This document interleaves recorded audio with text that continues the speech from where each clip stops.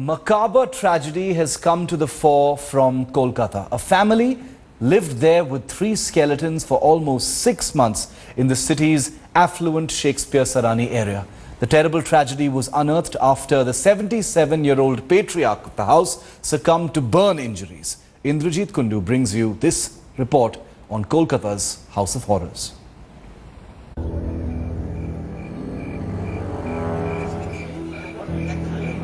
A house of horror in the heart of Kolkata.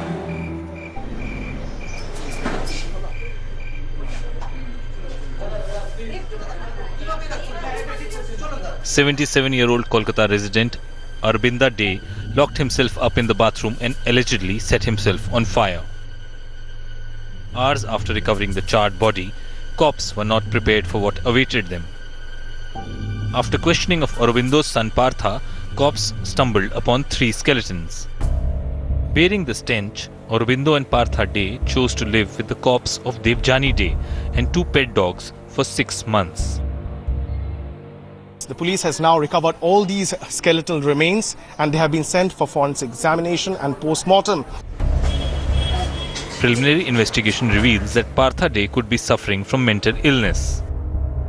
What doctor says is that the person probably is suffering from some sort of mental illness. He is under some sort of depression. With motives behind the gruesome tragedy unknown and circumstances of Devjani's death still shrouded in mystery, all eyes will be on the detailed probe, which is expected to throw more light on the behavior of occupants. With Indrajit Kundu in Kolkata, Bureau Report, India Today. Now, this story from Kolkata has disturbed people across the country. People have been writing in, asking us to put out more information that could somehow explain what happened inside the house. Dr. Deepak Raheja is a well-known criminal psychiatrist. He joins us live now from Delhi. Dr. Raheja, good evening. Thank you for joining us in the news today at 9. You know, grief of losing a loved one, isolation, facing tragedy, mental trauma, emotional trauma. These are all terms that are used loosely in this day and age, Dr. Raheja.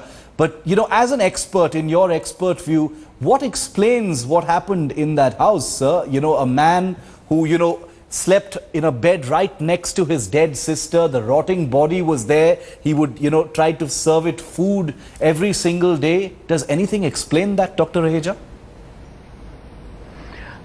It surely does, because as we can see that probably to the mind, to the thinking, to the psyche of this man, the child was not dead. So, when it becomes difficult to differentiate between reality and a fantasy which is less painful than reality, because here you are attached to your child in a manner that you can't let go, and because you can't let go, you feel you're somewhere obliged to even protect the child in the dead. And when you're not able to do so, you create a fantasy in which you are doing and living a situation where you're doing whatever it takes to protect the child. So I don't think the man is aware that, and what's also extremely disturbing here is that his son also lived that reality with him, which sometimes can happen in that shared state of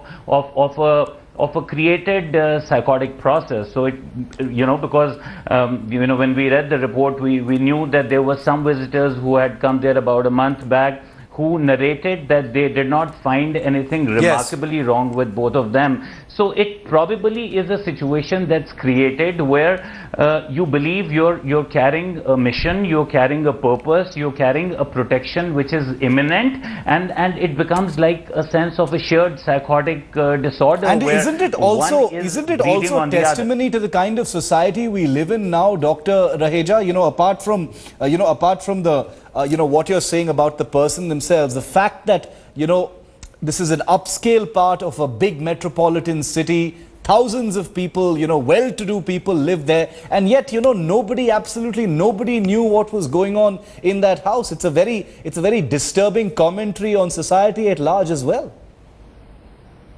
Absolutely. That shows definitely the apathy and the indifference with which we want to just be tubular and focus on our lives, Yeah. and not just be bothered of what's happening around us.